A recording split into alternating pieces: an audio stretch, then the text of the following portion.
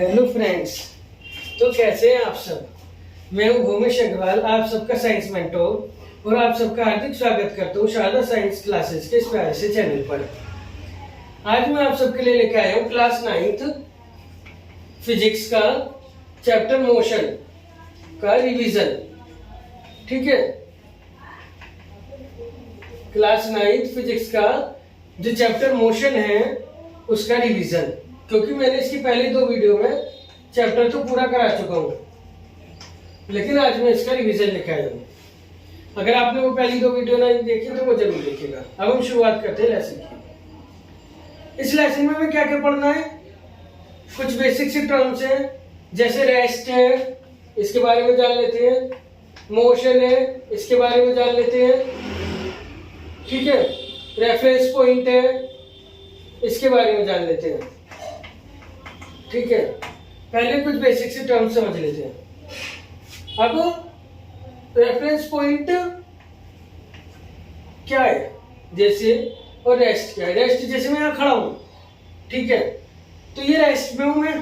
Okay, अब मान ली मैं चलकर आपकी तरफ आ रहा हूँ, कैमरा की तरफ आ रहा हूँ, या इससे दूर जा रहा हूँ। ठीक है, तो ये क्या है, मोशन है।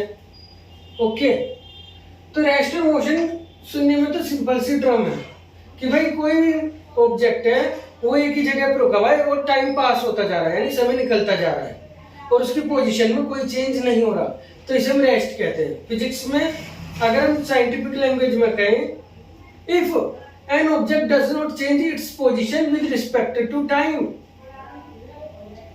ठीक है, तो उसे हम रेस्ट कहते हैं। यानी कि टाइम तो निकलता जा रहा है पर उसकी पोजीशन में कोई चेंज नहीं हो रहा, वो जहाँ खड़ा है वहीं है। अब वो चाहे कितना ही बोल रहा हो, हंस रहा हो, रो रहा हो, गा रहा हो, खा रहा हो, कुछ भी कर रहा हो, इससे कोई मतलब नहीं, पर एक ही जगह पे रेस्ट है। ठीक है, मोशन का मतलब जब एक जगह के रिस्पेक्ट में उसकी पोजीशन चेंज हो रही है, जैसे मैं यहाँ से आया, यहाँ से आया, तो ये मोशन है। लेकिन अभी एक टर्म और आती है इसमें, रेफरेंस पॉइंट। इसका यहाँ पे बहुत बड़ा रोल है। रोल क्या है मैं आपको समझाता हूँ। जैसे मान लिया आप स्कूटी पे जा रहे हो, ठीक है, और साथ में आपकी कोई फ्रेंड है, वो भी जा रही है आपके पीछे बैठ के, ठीक है, और आप स्कूटी पे जा रहे हो, है या गर्ल है, बॉय है, अभी आप देखो, इससे कोई फर्क नहीं। ये स्कूटी तो नहीं, क्या है, बस बन गई है, जैसे बस की छत पे बैठे हो, ठीक है, कोई दिक्कत नहीं है, समझ लो बस की छत पे बैठे हो, घूमने जा रहे हो टूर पे। तो अब आप इसके रिस्पेक्ट में रेस्ट में हो या मोशन में हो, खुद बताओ। आप इसके रिस्पेक्ट में रेस्ट में तो हो, है कि नहीं है, ये बात सच है। ठीक है, और इसकी रिस्पेक्ट, ये आपकी रिस्पेक्ट में रेस्ट में है, क्योंकि आप एक दूसरे के बराबर में बैठे हो। मान लीजिए यहाँ पे आके कोई मेरे पास खड़ा हो जाए, तो रेस्ट ही तो है मेरे पास, रेस्ट में खड़ा हो, मैं उसके पास रेस्ट में खड़ा हूँ। ऐसे ही एक बस में बैठा है कोई तीसरा जना, वो भी आपके साथ है, पर उसे ऊपर जगह नहीं मिली, तो वो भी तो आपके रिस्पेक्ट में रेस्ट में ही बैठा है, और आप भी इसके रिस्पेक्ट में रेस्ट में ही हो। ठीक है, तो इसे कहते हैं रेफरेंस पॉइंट। रेफरेंस पॉइंट कि भाई मैं इन्हें नाम दे देता हूं ए, इसे नाम दे देता हूं बी, इसे नाम दे देता हूं सी, कि अगर मैं सी को रेफरेंस पॉइंट मान रहा हूं तो ए और बी रेस्ट में है, ए को रेफरेंस पॉइंट मान रहा हूं तो बी और सी रेस्पेक्ट में, बी को मान रहा हूं तो ए और सी रेस्पेक्ट में।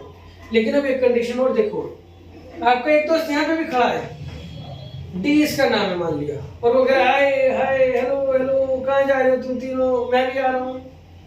ठीक है, तो जब ये यहाँ खड़ा है और आप यहाँ पे निकलने जा रहे हो, निकले जा रहे हो, भागे जा रहे हो, आगे बढ़ते जा रहे हो, तो आप तो इसके रिस्पेक्ट में मोशन में हो, आप तीनों ही, ए बी सी डी के रिस्पेक्ट में। और जब आप आगे जा रहे हो तो डी भी आपकी रिस्पेक्ट में ऐसे लगेगा जैसे पीछे जा रहा हो। ठीक है, तो इसे कहते हैं रेफरेंस पॉइंट, कि वास्तव में आप एबीसी एक दूसरे के रिस्पेक्ट में तो रेस्ट में हो। अगर रेफरेंस पॉइंट एक दूसरे को लोगे तो रेस्ट में हो, लेकिन रेफरेंस पॉइंट डी को लोगे तो मोशन में हो। ठीक है, ऐसी रेफरेंस पॉइंट आप अपने आप को लोगे तो डी आपके लिए मोशन में पीछे जा रहा है वो। लेकिन यहीं पे एक दिन और खड़ा है ई, जो ये सब देख रहा है, तो इसके रिस्पेक्ट में तो डी भी रेस्ट में ही है, ठीक है। तो इसे कहते हैं रेफरेंस पॉइंट। इसलिए रेस्ट ऑफ मोशन जो है फिजिक्स में एब्सोल्यूट टर्म नहीं है, रिलेटिव टर्म है। रिलेटिव मतलब हम किसके रिलेशन में देख रहे हैं, वो ही चीज। अगर अभी कोई कंफ्यूजन बाकी है तो इसको हम एक और अच्छे से एग्जांपल से ले लेते हैं, थोड़ा और इंटरेस्टिंग एग्जांपल। ये हमारी अर्थ है और ये सन है जिसके चारों तरफ हम घूम रहे हैं, और ये मून है जो हमारे चारों तरफ घूम रहा है, ठीक है। और हम सन के चारों तरफ घूम रहे हैं, ठीक है। अब हम सब सन अर्थ पे ही रहते हैं, तो सबको पता है भाई। तो हम एक दूसरे के लिए क्या है, रेस्ट में हैं। लेकिन मान लिया कोई एस्ट्रोनॉट मून पे चला गया यहाँ छोड़ के, तो उसके लिए तो हम मोशन में हैं, क्योंकि अर्थ मोशन में है, हम भी मोशन में, हम रेस्ट में थोड़ी ना है उसके लिए, ठीक है। तो इसे कहते हैं रिलेटिव टर्म। समझ गए हम किसके रिलेशन में देख रहे हैं, ये देखना बहुत ज्यादा जरूरी है। बस ये तो बेसिक सी बात थी, ये समझने की भी जरूरी थी। अब नेक्स्ट टॉपिक आता है, एक क्वांटिटी होती है स्केलर फिजिक्स में, और एक क्वांटिटी होती है वेक्टर। मतलब एक टर्म स्केलर है और एक टर्म है वेक्टर। थोड़ी सी नई टर्म्स तो सीखनी पड़ेंगी, स्केलर एंड वेक्टर। अब स्केलर क्या है, वेक्टर क्या है, इसे समझने के लिए आपको दो टर्म्स और समझनी पड़ेंगी शुरू में। एक टर्म है डिस्टेंस, ये तो आपने बचपन से पढ़ी है, डिस्टेंस, कितनी डिस्टेंस चले हम, कितनी दूर गए हम। और एक टर्म है डिस्प्लेसमेंट। क्या है डिस्प्लेसमेंट, ये आपके लिए नई टर्म है, ठीक है। एक टर्म है डिस्टेंस, एक टर्म है डिस्प्लेसमेंट। अब आप यहाँ पे मान लिया ए घर में रहते हो, आपके घर का नाम है ए, और यहाँ कहीं बी रहता है आपके घर में से दूर आपका दोस्त, और आप उसके घर गए 10 किलोमीटर, 10 मत मानो, चलो 4 किलोमीटर कह दो। तो आप 4 किलोमीटर की डिस्टेंस तय करके उसके घर पहुंच गए, ठीक है। और फिर वहां से यहाँ पे सी रहता है, और फिर आप दोनों ने क्या करा, आप दोनों ही ए और बी सी के यहाँ गए 3 किलोमीटर चल के, ठीक है। तो ये आपकी डिस्टेंस हो गई टोटल कितनी, 4 और 3 7 किलोमीटर हो गई या नहीं हो गई, हो गई कि नहीं हो गई, 7 किलोमीटर डिस्टेंस आपकी। और इसकी आप पहले बी के गए और फिर सी के आ गए, तो आप टोटल 7 किलोमीटर चल लिए ना। तो आपने कितनी डिस्टेंस चली, 7 किलोमीटर। पहले आप यहाँ पे थे, आप बी पे आए, फिर सी पे आए, ठीक है। अब यहाँ पे देख लेते हैं इसी कॉन्सेप्ट को अगेन। आप यहाँ पे थे ए पे, आप बी पे आए 4 किलोमीटर चल के, और फिर आप सी पे आ गए 3 किलोमीटर चल के। तो जो आपकी डिस्प्लेसमेंट है ना, वो 7 नहीं है। अगर आप कह दो बी में 7 चलाओ, डिस्प्लेसमेंट बी में 7 चलाओ, तो नहीं, गलत है। असल में आपको क्या देखना पड़ेगा, मैं कहां से चला हूं, कहां पे आया हूं, इनके बीच में शॉर्टेस्ट डिस्टेंस क्या है। और शॉर्टेस्ट डिस्टेंस तो समझते हो ना, इनके बीच में यही शॉर्टेस्ट डिस्टेंस दिखाई दे रही है। अगर मैं ऐसे सीधी लाइन खींच दूं, शॉर्टेस्ट पाथ, सबसे छोटा रास्ता, इनके बीच का सबसे छोटा रास्ता। बचपन में पहले खेली होंगी ना, अखबार में या मैगजीन में या किसी भी कॉमिक में, जिसमें उसमें होता है पहली सी होती है, इसे इसके घर तक पहुंचाओ, बकरी को या शेर को या इस बच्चे को। तो ऐसे यहाँ पे आप देखो सबसे छोटा रास्ता कौन सा है, तो यही है भाई सबसे छोटा रास्ता इनके बीच का। तो ये डिस्प्लेसमेंट है। अब ये कैसे निकलेगा, अगर आपने पहले मैथ अच्छे से करी है तो ये पाइथागोरस थ्योरम से निकलेगा, पाइथागोरस थ्योरम। नहीं करी तो वो मैं सिखाऊंगा। और ये बैठेगा 5 किलोमीटर, कितना बैठेगा ये, 5 किलोमीटर। कैसे निकालेंगे, पाइथागोरस। तो हमने डिस्प्लेसमेंट कितनी निकाल ली, 5 आई है, ना कि 7, ठीक है। 5 सॉरी 5, ठीक है, 7 नहीं, ठीक है। तो आप चाहे डिस्टेंस का हो, डिस्प्लेसमेंट का हो, एक बात नहीं है, अलग अलग बातें हैं। डिस्टेंस 7 आ रही है और उसी रास्ते की डिस्प्लेसमेंट 5 आ रही है। अब इसमें एक अंतर हो रहा है, आप यहाँ से आ गए दोस्त के यहाँ, तो आप ये कहोगे मैं 7 किलोमीटर चल के आया हूँ भाई, गर्मी हो रही है, थोड़ा कुछ ठंडा दो। ठीक है। लेकिन यहाँ पे आप डिस्प्लेसमेंट कहोगे कि मेरा 5 किलोमीटर का डिस्प्लेसमेंट हुआ है, तो वो आपसे क्वेश्चन और पूछेगा भाई किस डायरेक्शन में होगा ये भी तो बताओ। यानी डिस्प्लेसमेंट में आपको डायरेक्शन मेंशन करना जरूरी है, किस डायरेक्शन में।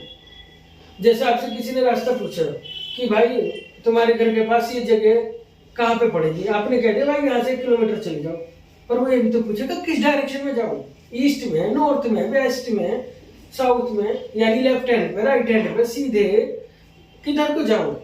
तो वो चीज डिस्प्लेसमेंट है। तो यहाँ पे हमें डायरेक्शन भी बतानी पड़ेगी।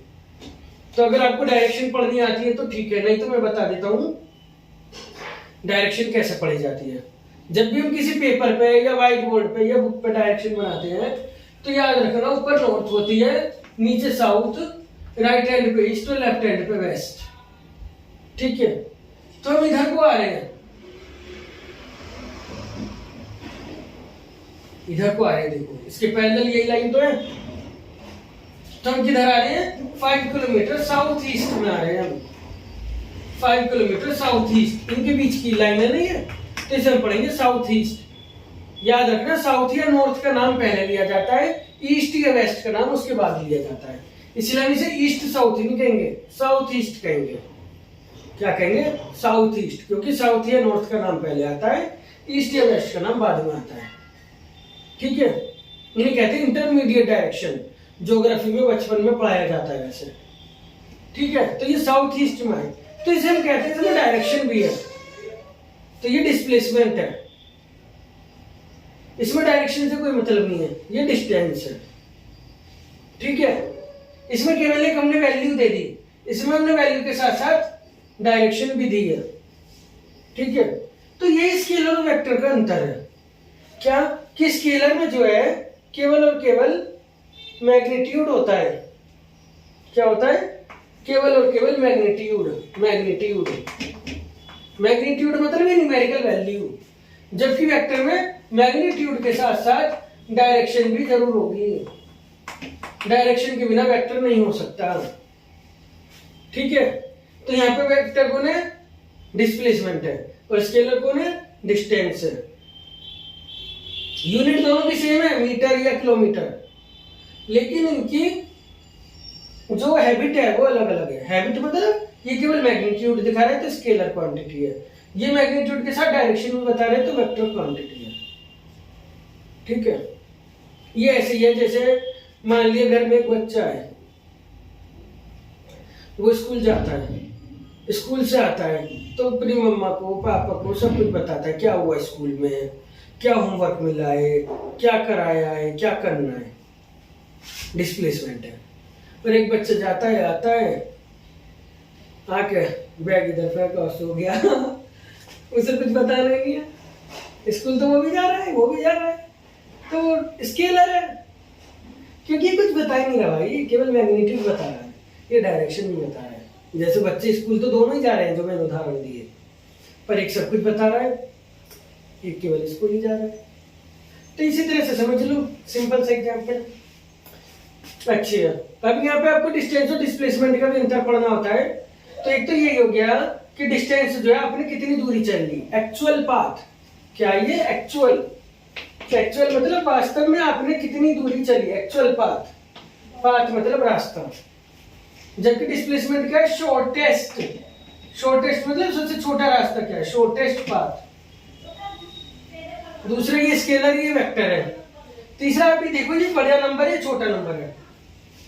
ठीक है, तो डिस्टेंस डिस्प्लेसमेंट से या तो बड़ा होगा या उसके बराबर होगा। डिस्टेंस डिस्प्लेसमेंट से या तो बड़ा होगा या बराबर होगा। यहाँ पे ये बड़ा है, बराबर कब होगा, मान लिया आप ए से बी तक आए हो 4 किलोमीटर, और यहाँ पे भी ए से बी तक आए हो, तो डिस्टेंस भी 4 है, डिस्प्लेसमेंट भी 4 है, तब कोई अंतर नहीं है मैग्नीट्यूड में, तो बराबर है। लेकिन यहाँ पर बड़ा है और छोटा है जब आपने एक और रास्ता चला है सी तक का, तो डिस्टेंस डिस्प्लेसमेंट से या तो बड़ा है या बराबर है। इसे ऐसे भी कह सकते हो, डिस्प्लेसमेंट डिस्टेंस से छोटा है या बराबर है, तो ये भी याद रखना। अच्छा, डिस्टेंस हमेशा बढ़ेगा, जैसे यहां से 4 हुआ, यहाँ 3 ऐड हो गया, 7 हो गया, लेकिन डिस्प्लेसमेंट घट भी सकता है। यहाँ 4 और 3 7 होना चाहिए था, लेकिन ये तो 5 हो गया। ठीक है, अच्छा डिस्टेंस हमेशा पॉजिटिव है, ये नेगेटिव भी आ सकता है, ये कभी जीरो नहीं हो सकता है, ये जीरो भी हो सकता है। ठीक है, अब मैं जरा आपको थोड़ी सी कंडीशन बता देता हूँ कब नेगेटिव होता है और कब जीरो होता है। ठीक है, अब मान लिया आप इस रास्ते से यहाँ पे आए, आप इसी रास्ते से वापस यहाँ पे आ जाओ, ए पे इमेजिन करो कि मैं ए से बी पे आया, बी से सी पे आया, अब मैं वापस इसी रास्ते से होकर ए पे आ गया, ये आप इस रास्ते से होकर ए पे आ गए, वापस अपने घर आ गए। अब इस वाले रास्ते से आप अपने घर आ गए, मैं आगे की बात बता रहा हूँ। आप इस रास्ते से सी से इस रास्ते से होते अपने घर आ गए, तो आपका डिस्प्लेसमेंट जीरो हो गया। क्या हो गया? जीरो, क्योंकि आप जहां से चले वहीं पे आ गए, तो हम इसे कहते हैं डिस्प्लेसमेंट जीरो। क्यों कहते हैं? क्योंकि अभी हमने क्या पढ़ा, डिस्प्लेसमेंट का शॉर्टेस्ट पाथ। जब आप यहाँ से चले यहीं आ गए तो इनके बीच में कोई रास्ता तो बचेगा नहीं, तो फिर जीरो हो गया। अच्छा, डिस्प्लेसमेंट की एक और डेफिनेशन होती है, final point minus initial point. याद रखना क्या होती है, final point minus initial point. Final मतलब जहां पे पहुंचे, इनिशियल मतलब जहां से चले। फाइनल पॉइंट माइनस इनिशियल, अब यहाँ पे फाइनल पॉइंट भी यही है, इनिशियल पॉइंट भी यही है, तो जीरो हो गया ना डिस्प्लेसमेंट। और यही आप डिस्टेंस में करते अगर कि चलो मैं घर यहाँ से जा रहा हूँ, तो डिस्टेंस कितनी हो जाती, 7 में 5 और ऐड कर लो 12 हो जाती, जीरो तो नहीं हुई ना। तो डिस्टेंस कभी जीरो नहीं हो सकती, ये जीरो भी हो सकती है। ठीक है, अभी माइनस कैसे होगी? अब मान लिया आप घर पे आकर आप मम्मी से कहने लगे मुझे अपने एक दोस्त की ओर जाना है, डी के यहाँ, तो आप अपने घर के अपोजिट डायरेक्शन में जा रहे हो, और मान लिया आप 1 किलोमीटर अपोजिट डायरेक्शन में गए, तब आपका डिस्प्लेसमेंट जीरो में से 1 माइनस करोगे तो -1 आएगा मैथमेटिकली। तो ये नेगेटिव भी हो सकता है, और इसे कहते हैं कि इसमें डायरेक्शन है। जबकि आप यहाँ पे कहो कि भैया मैं अपनी एक फ्रेंड की ओर जा रहा हूँ डी के, और 1 किलोमीटर दूर है उसका घर, तो आपको 12 + 1 टोटल 13 किलोमीटर चल रही है सुबह सब तक। डिस्टेंस देखोगे और डिस्प्लेसमेंट देखोगे तो आपका डिस्प्लेसमेंट केवल -1 हुआ है। तो ये माइनस में भी हो सकता है, और ये नहीं हो सकता, ये जीरो भी हो सकता है, ये नहीं हो सकता। आप ये देखो, लगातार बढ़ रहा है, पहले 4 था, फिर 7 हुआ, फिर 12 हुआ, फिर 13 हुआ, ये बढ़ भी रहा है, डिस्टेंस से बड़ा तो कभी होएगा नहीं, और घट भी रहा है। ये 5 से 0 हुआ और 0 से -1 हो गया। ठीक है, तो ये डिस्टेंस और डिस्प्लेसमेंट का खास अंतर है। अब आप एक चीज और देखो जो यहाँ पे आपको सीखनी है, और न्यूमेरिकल्स में एमसीक्यू में बहुत काम आएगी। क्या देखो, यहाँ पे इनका 7 को लिखो, 7 है, कितनी है डिस्टेंस मैं यहाँ पे बता रहा हूँ 7, और डिस्प्लेसमेंट कितना है 5। ऊपर मैंने क्या रखा है, डिस्टेंस, नीचे मैंने क्या रखा है, डिस्प्लेसमेंट। आंसर क्या आ रहा है, 1.4 आ रहा है। इनका रेशियो क्या है, इसे रेशियो कहते हैं, एक को ऊपर रखा है एक को नीचे, पता है ना मैथ में हम रेशियो कहते हैं। तो रेशियो 1 से बड़ा आ रहा है, नहीं आ रहा है, तो याद रखो डिस्टेंस ऊपर रखोगे, डिस्प्लेसमेंट नीचे, तो जो रेशियो आएगा वो 1 से बड़ा आएगा, या डिस्टेंस और डिस्प्लेसमेंट का रेशियो 1 से बड़ा आएगा।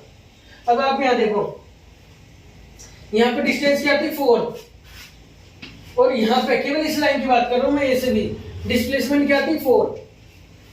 ये समझना पड़ेगा, जैसे वीडियो में बता रहा हूँ, हर चीज कैसे लिखूं, फिजिक्स से थोड़ी ऐसे समझनी तो पड़ेगी कि डिस्टेंस भी ए से बी 4 और डिस्प्लेसमेंट भी ए से बी 4, तो इनका रेशियो क्या आ रहा है 1। तो यहाँ डिस्टेंस और डिस्प्लेसमेंट का रेशियो क्या आ रहा है 1।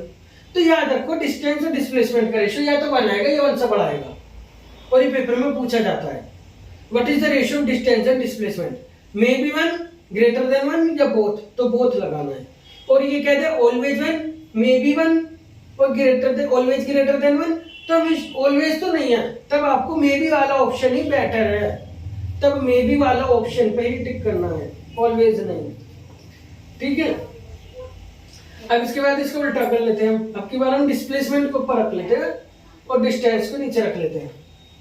जैसे यहाँ पे डिस्प्लेसमेंट कितना है, चलो ये वाला ले लो डिस्प्लेसमेंट, यही ले लेते हैं 5 दोबारा से, और डिस्टेंस कितना है हमारा 7। अब रेशियो देखो क्या आ रहा है 0.71 आ रहा है, तो 1 से छोटा आ रहा है, नहीं आ रहा है, जो भी नंबर पॉइंट से शो होता है याद रखो वो 1 से छोटा है, और अगर आप कोई 4 और 4 लो तो 1 आ रहा है।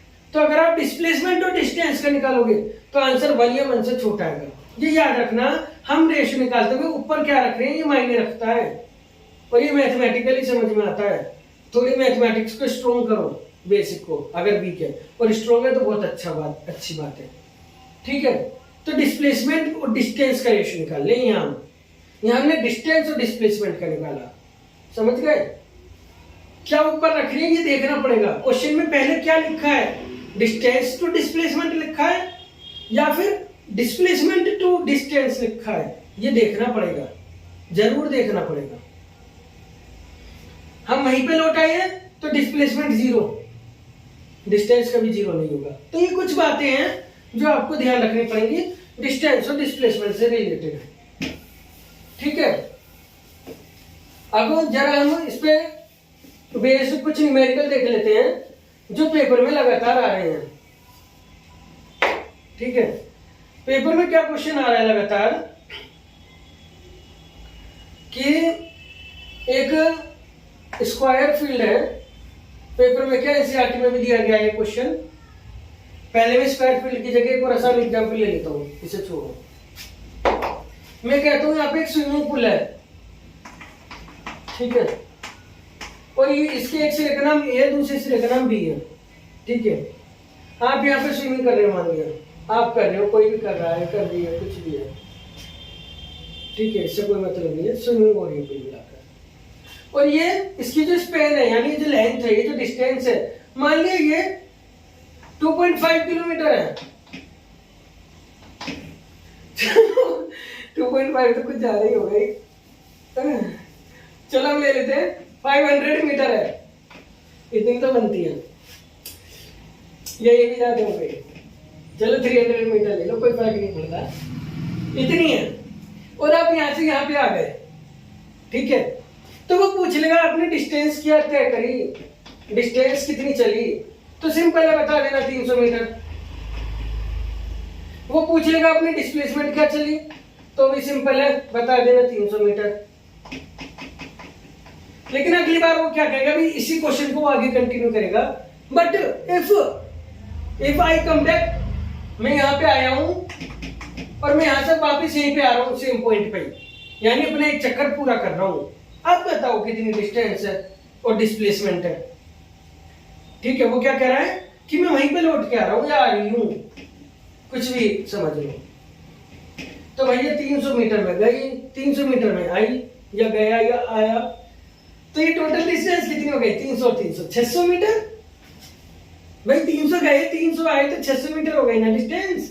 लेकिन डिस्प्लेसमेंट कितनी हुई भाई, मैं 300 तो गई 300 तो आई, लेकिन एक बात और है जो हमने अभी सीखी, मैं जहां से चली वहीं पे आ गई या जहां से चला वहीं पे आ गया।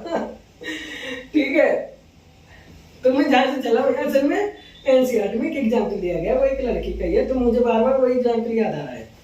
ठीक है, तो वो यहां से चल ली यहीं आ गई, मतलब हम यहां से चले और यहीं पे आ गए, तो इनिशियल और फाइनल पॉइंट सेम हो गया, नहीं हो गया? अभी हमने क्या पढ़ा था, शॉर्टेस्ट पाथ। डिस्प्लेसमेंट क्या होता है, शॉर्टेस्ट पाथ, या final point minus initial point. अब जब ये इनिशियल पॉइंट भी वही है, फाइनल पॉइंट भी वही है, तो फिर डिस्प्लेसमेंट तो 0 हो गई ना, उनके बीच में कोई दूरी ही नहीं है, तो डिस्प्लेसमेंट 0 कहोगे आप। ठीक है, तो इस तरह से क्वेश्चन आता है। अब इसी पे एक और क्वेश्चन भी बनता है, जरा वो भी समझ लो। उसने क्या कहा कि वो जो भी है वो एक चक्कर मान लिया यहां से यहां तक का 2 मिनट में लगा रही है। ठीक है, कितने मिनट में लगा रही है वो एक स्विमिंग का चक्कर, 2 मिनट में 300 मीटर, वाह बेटा वाह, क्या स्पीड है। ठीक है, और वो पूछ रहा है कि वो 5 मिनट में उसमें तैरी है, 5 मिनट उसमें उन्होंने चक्कर लगाए हैं, स्विमिंग कर रही है, और 2 मिनट में कितना कर रही है वो, 1 राउंड कर रही है। वो क्वेश्चन को लिखा जाएगा बाकायदा, she covers 1 round in 2 minute. 1 round में तो केवल यहां से यहां तक की बात हो रही है। ठीक है, वो सॉरी 1 राउंड मतलब यहां से यहां तक और वापिस आ गई, राउंड तो मतलब यही हुआ ना, पूरी वापिस आ गई। 1 राउंड मतलब आना जाना दोनों, 1 राउंड का मतलब क्या है, आना जाना दोनों। 2 मिनट में कर दिया भाई, ये तो भी ज्यादा स्पीड हो गई भाई। तो जब वो 5 मिनट तक तैर ली, तो अब जरा उसकी डिस्टेंस बताओ।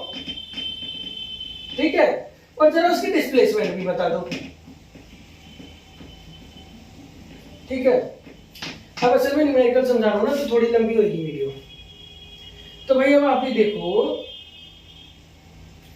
कि 2 मिनट में एक राउंड लगा रही है, तो अब आप इसे दो तरीके से कर सकते हो क्वेश्चन को। एक तो और हल कर लो, 2 मिनट में एक राउंड तो 4 मिनट में 2 राउंड। भाई 2 मिनट में एक चक्कर लग रहा है आना जाना, तो 4 मिनट डबल कर दो मिनट को, तो राउंड भी 2 हो जाएंगे। 4 मिनट में 2 राउंड, ठीक है। अब जब 2 मिनट में एक राउंड लग रहा है तो 1 मिनट में तो आधा ही लगेगा ना, यानी केवल यहां से यहां तक आएगी।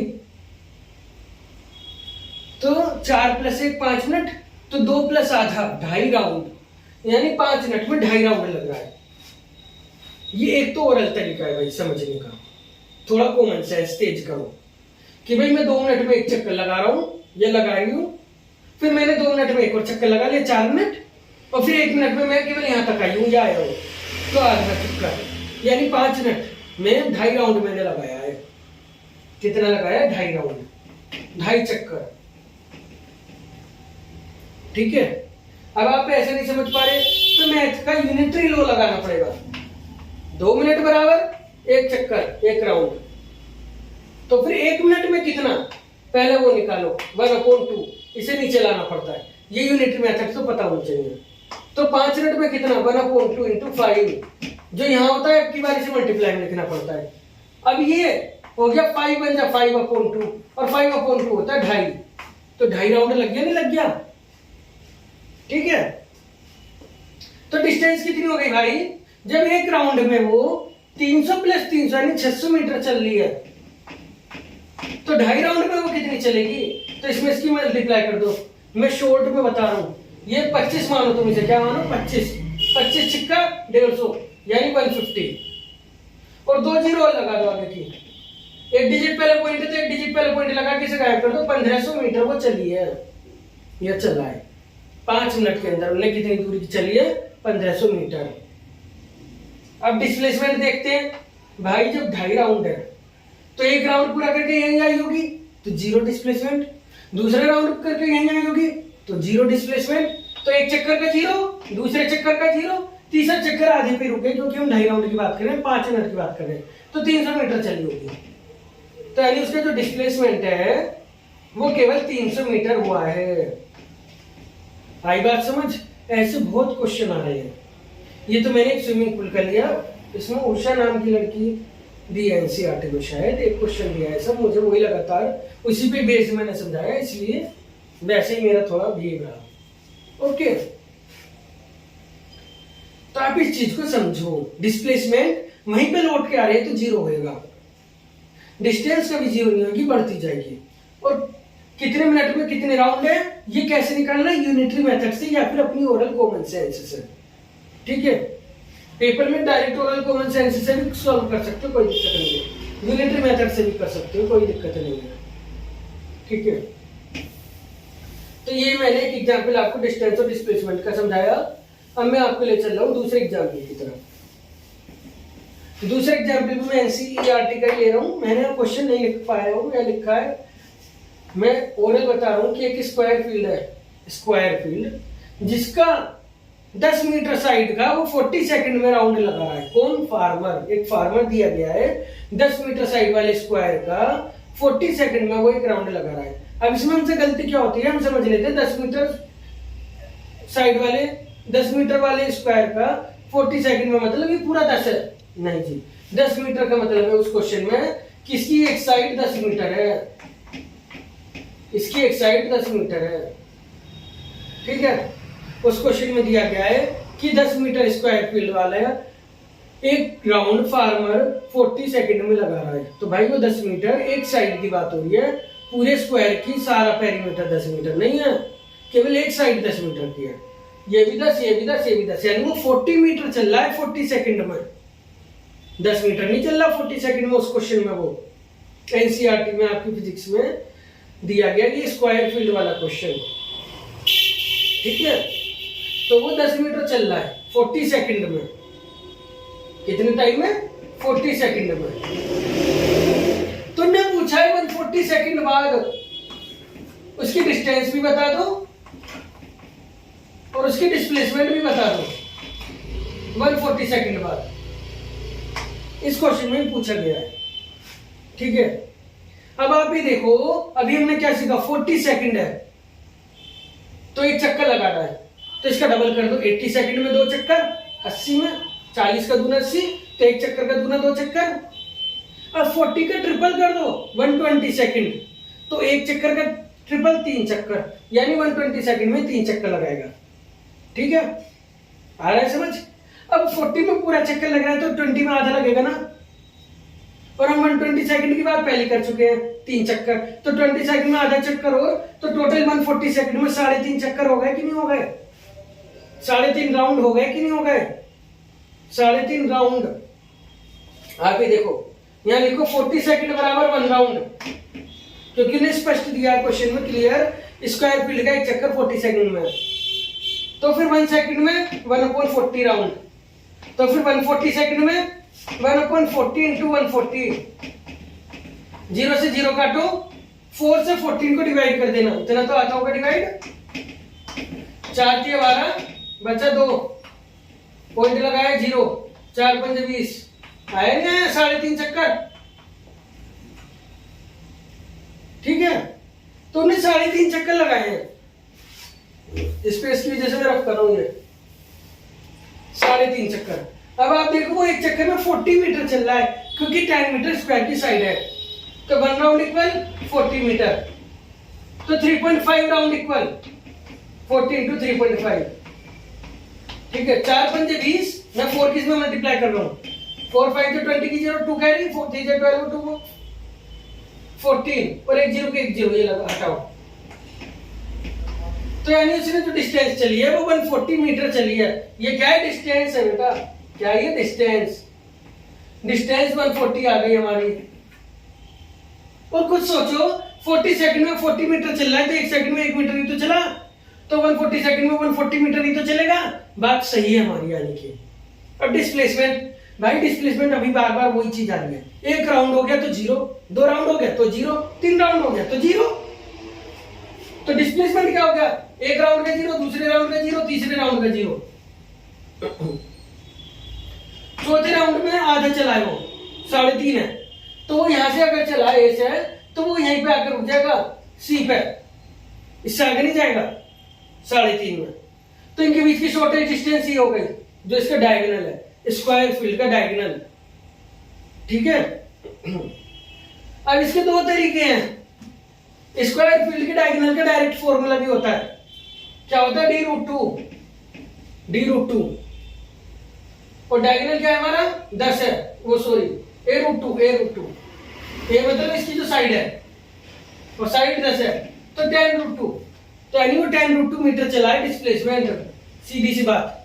डायगोनल निकालने, इसे डायगोनल कहते हैं, पता है ना, अपोजिट वर्टिसेस मिलाने वाला डायगोनल, और डायगोनल का जो स्क्वायर का फॉर्मूला होता है वो होता है a√2, क्या होता है a√2, a मतलब जो भी साइड है उसके आगे √2 लगा दो बस, तो इसका आंसर हो गया 10√2 मीटर डिस्प्लेसमेंट, ओके। अगर ये नहीं आता तो कोई दिक्कत नहीं है, पाइथागोरस थ्योरम लगाओ, यहाँ पे जगह बना रहा हूं मैं। पाइथागोरस थ्योरम आपने इस क्लास में पढ़ी होगी, मैथमेटिक्स से भी पहले पढ़ी होगी, जहाँ पे 90 डिग्री का एंगल हो, 90 डिग्री का होता है स्क्वायर का एक एंगल, ये तो पता होगी, और नहीं पता तो इतनी बात पता होनी चाहिए फिजिक्स करने के लिए 9th क्लास में। और 90 डिग्री का जो ट्रायंगल होता है उसके सामने की साइड को हाइपोटेनस कहते हैं, उसके ऊपर वाली साइड को परपेंडिकुलर कहते हैं, और उसके साइड वाली साइड को बेस कहते हैं। और इसमें जो रूल लगता है वो होता है हाइपोटेनस का स्क्वायर बराबर परपेंडिकुलर का स्क्वायर प्लस बेस का स्क्वायर, ठीक है, ये पता है, इसे कहते हैं पाइथागोरस थ्योरम। हाइपोटेनस का स्क्वायर बराबर परपेंडिकुलर का स्क्वायर प्लस बेस का स्क्वायर, इसे प्रूव भी किया जा सकता है, लेकिन हम फिजिक्स में केवल इसका यूज करेंगे, मैथमेटिक्स में प्रूव करते हैं। हाइपोटेनस का स्क्वायर परपेंडिकुलर बेस के स्क्वायर के बराबर होता है। ये राइट एंगल ट्रायंगल है जिसमें एंगल के सामने वाली साइड हाइपोटेनस होती है, और इसके साइड में किसी को भी परपेंडिकुलर कह दो, किसी को भी बेस, ये आपका मन है, इसमें ऐसा जरूरी नहीं है कि आप किसी भी पी कह दो, किसी भी, तो दोनों यहाँ पे 10 है, तो 10 का स्क्वायर प्लस 10 का स्क्वायर, 10 का स्क्वायर होता है 100, और 100 ये हो गया 200 h का स्क्वायर। अब आप क्या करोगे, इस स्क्वायर पे धन लाओगे, मैथ के रूल पता होने चाहिए, स्क्वायर इधर आता है तो बेस अंडर रूट बन जाता है, अब 200 को सोल्व कैसे करोगे, बहुत से बच्चे इसमें घूम जाते हैं, बहुत सिंपल है। 200 को ऐसे सोचो कि मैं एक परफेक्ट नंबर ले लूं, एक normal number, perfect square number, यानी मैं इसे 100 इंटू 2 भी कह सकता हूं। क्या कह सकता हूं? 100 इंटू 2। और 100 का अंडर रूट क्या होता है? 10, और 2 का कोई अंडर रूट नहीं होता, तो यह हो गया 10 रूट 2 दोबारा से। ठीक है, तो इस प्रकार से इसका डिस्प्लेसमेंट हुआ 10 रूट 2। ठीक है, तो इसे हम कहते हैं पाइथागोरस थ्योरम। ये मैथ में सीखनी होती है, मैंने आपको बताई फिजिक्स में, क्योंकि फिजिक्स में भी सीखनी है। अच्छा, कई बार बच्चे कहते हैं कि हमें अभी 200 का अंडर रूट समझ नहीं आएगा, तो फिर आपको मैथमेटिक्स का एक प्रोसेस तो आता होगा, एलसीएम लेना। ऐसे एलसीएम लेना पड़ेगा। 2 से 100 बार 200 को डिवाइड करोगे, फिर 2 से 50 बार, फिर 2 से 25 बार। अगर आपको ये भी नहीं आता तो फिर कमेंट में बताना, तो उस पर वीडियो बनाई जाएगी। अब पेयर देख लो किसका बन रहा है। 5 का पेयर बन रहा है, 2 का पेयर बन रहा है, 2 का नहीं बन रहा। 5 2 10, पेयर में से एक ही लिया जाता है, 10 रूट 2 हो गया। ठीक है, तो मैंने आपको सब तरह से बता दिया डिस्टेंस कितनी और डिस्प्लेसमेंट कितनी इस क्वेश्चन में। ठीक है, अब इसके बाद इसमें एक क्वेश्चन और आता है, वो आता है सर्कुलर मोशन का। किसका? सर्कुलर मोशन का। क्या होता है कि भाई एक बच्चा है, वो खेल रहा है और एक सर्कल है और इसकी कुछ भी रेडियस दे देगा। ठीक है, मान लीजिए इसने रेडियस दे दी 49 मीटर और इसका चक्कर लगा रहा है, और वो कह रहा है कि भाई वो एक चक्कर मान लीजिए 10 सेकंड में लगा रहा है, चलो हम कहते हैं 20 सेकंड में लगा रहा है। ठीक है, 1 राउंड कितने टाइम में लगा रहा है? मैंने क्वेश्चन में क्या दिया? 20 सेकंड। और वो पूछ क्या रहा है कि 30 सेकंड में वो कितना डिस्टेंस है और 30 सेकंड में उसका कितना डिस्प्लेसमेंट है। तो इस सर्कल का थोड़ा अलग कॉन्सेप्ट है, कॉन्सेप्ट वही है, बस थोड़ा सा मैथमेटिकली कैलकुलेशन बढ़ जाती है। अब आप यहां देखो, वापस से वही 20 सेकंड में एक चक्कर, केवल 30 सेकंड पूछा है, 20 से 30 करा है बस। तो आप ये देखो 10 सेकंड का अंतर है, पहले यही देख लो, 20 सेकंड में एक चक्कर, तो 10 सेकंड में आधा हो गया, नहीं हो गया? तो 20 और 10 30 में 1.5 चक्कर हो गया, नहीं हो गया? समझे? नहीं तो मैं उससे देखो यूनिटरी लॉस है, 20 सेकंड में 1 चक्कर, तो 1 सेकंड में 1/20 चक्कर, तो 30 सेकंड में ये यूनिटरी लॉ होता है। इसमें जो इधर होता है वो हमेशा नीचे आता है पहली बार में, और जो दूसरी बार में इधर होता है वो ऊपर ही आता है मल्टीप्लाई में। 0 से 0 कटी, 3/2 का आंसर होता है 1.5। 3 का आधा 1.5 है, पता है ना? यहां डिवाइड कर लो ना, सॉरी 2 बाहर लिखना है, 3 अंदर लिखना है। 2 1 जा 2, बचा 1.0, 2 5 जा 10, सॉरी वो पॉइंट याद आना, 2 5 जा 10, 1.5 आ गया ना 1.5 चक्कर। तो 1.5 चक्कर चल रहा है, पहले तो चक्कर निकालना चाहिए क्वेश्चन में हमेशा कि चक्कर कितने हैं, यानी राउंड कितने हैं। ये वो वाला चक्कर नहीं है, ठीक है, यहाँ राउंड कितने हैं वो वाला चक्कर है। सब डिस्टेंस देख लेते हैं जरा। अब आपको पता है सर्कल का एक चक्कर कितना होता है? क्या आपको पता है मैथमेटिक्स में सर्कल की सर्कमफेरेंस ही उसका चक्कर है, उसका राउंड है, उसका पेरीमीटर है, और ये 2 पाई आर होती है। कितनी होती है? 2 पाई आर। तो एक चक्कर में 2 पाई आर चल रहा है वो, और जब आधे में चलेगा तो भाई 2 का आधा क्या होता है? 1 पाई आर। और 1 पाई आर को मैं केवल पाई आर भी कह सकता हूं, क्योंकि मैं लिखने की जरूरत नहीं होती वेरिएबल के साथ मैथमेटिक्स में, पता है ना बात? फिर भी लिखना चाहो तो लिख दो 1 पाई आर, बस क्या दिक्कत है भाई? एक चक्कर 2 पाई आर, आधा चक्कर 1 पाई आर, तो टोटल हो गया ना 3 पाई आर। पाई तो पता होगी ना, पाई की वैल्यू होती है 22/7, और आर क्या दी गई है? रेडियस 49, 7 से काटो, 7 7 का 49, 3 और 7 की मैं मल्टीप्लाई कर रहा हूं, ऊपर मल्टीप्लाई होती है, डिवाइड नहीं होता। 21 इंटू 22, 21 दूनी 42, 21 दूनी 42 तो 44, 442 मीटर हो गया आंसर। यानी उसने कितनी डिस्टेंस चली? 442 मीटर। समझ में आएगा? कितने चक्कर में? 1.5 चक्कर में। ये तो गई हमारी डिस्टेंस। अब हम देख लेते हैं जरा डिस्प्लेसमेंट। अब आप देखो 1.5 चक्कर में, एक चक्कर में तो डिस्प्लेसमेंट 0 हो गई, केवल आधा चक्कर की बात है। अब आधा चक्कर मान लो यहां से चला, ऐसे है, और वो यहां से आया बी पे, तो आधा चक्कर घूम के यूं आ गया। तो हमें डिस्प्लेसमेंट में क्या देखना होता है, उनके बीच की सबसे छोटी दूरी। तो सबसे छोटी दूरी तो भाई सीधी लाइन है, और इस सीधी लाइन को डायमीटर कहते हैं। और डायमीटर क्या होता है सर्कल का, पता है ना, रेडियस का डबल होता है, 2 × r। तो 2 × 49 यानी कि 98 मीटर, यानी कि उसका डिस्प्लेसमेंट केवल 98 मीटर है।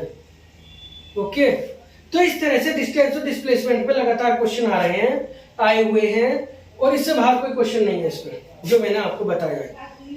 इससे बाहर तो इसका कॉन्सेप्ट ही नहीं है, इसमें इसका पूरा कॉन्सेप्ट मैंने कवर कराया है।